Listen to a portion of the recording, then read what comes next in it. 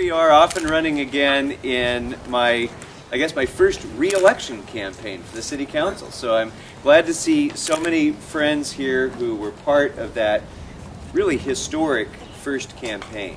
And Joe, I think, touched upon some really important points about that campaign. It was a campaign that I think opened the city's eyes to the possibilities that are ahead of us if we stand up and speak with a unified voice.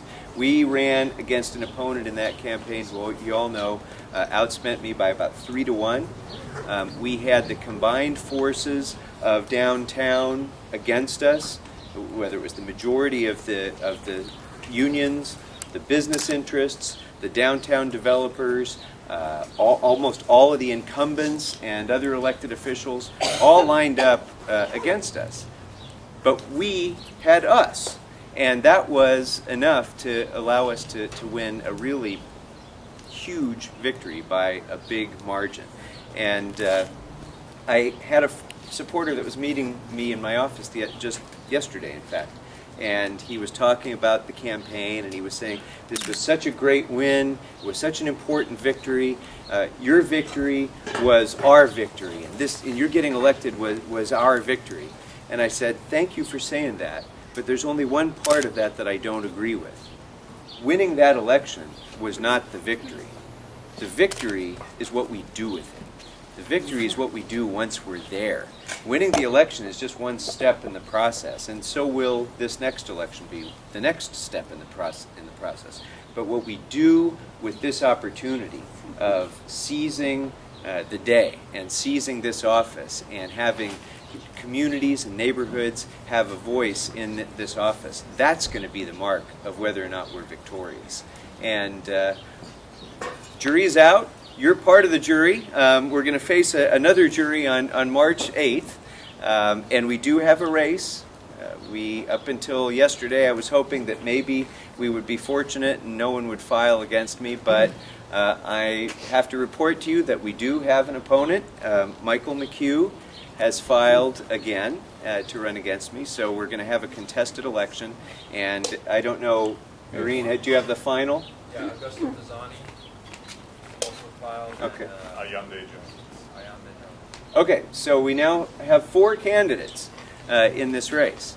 So we're going to have to do all this over again in the most aggressive possible way, because just as I said that the victory is not enough, how we win this victory is going to be important in the message that it sends again to downtown. If you agree with the things that we've been spending the last year working on, if you agree that communities should have a say in the kind of development that happens in them, and that we shouldn't have development that outstrips the limitations of our infrastructure, then we need to show that on March 8th with a big victory.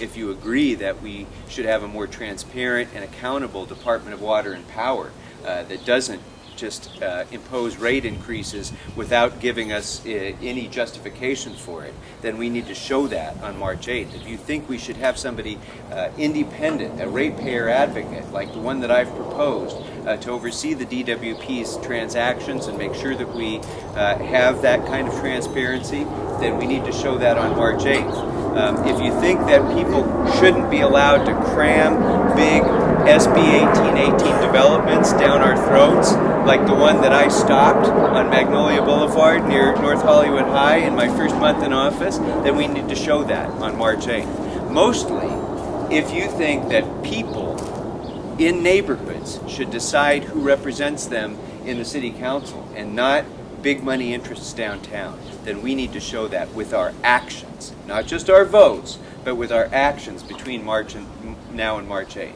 And the first action that you can take to make that happen is signing this petition on these clipboards that Sarah and Daniel and Mishak have, that they're passing around. If you haven't yet signed the nominating petition, please do. I also really, really want, if you believe in what we're doing, believe in what we've done, I really want your personal endorsement. And we have endorsement cards here to fill out.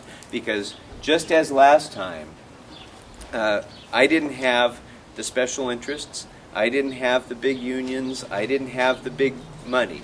but I had a heck of a long list of neighborhood leaders and activists who personally put themselves on the line and endorsed me.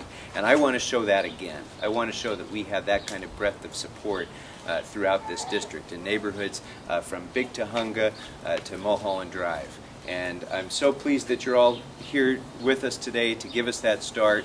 It's going to be another good outcome, I'm confident, but it's in your hands to make that happen. So let's send another message like we did in December. Let's send another message in March that this is the kind of representation that we deserve, and that we're going to control who runs the CD2, not the downtown interests. So thank you all very, very much.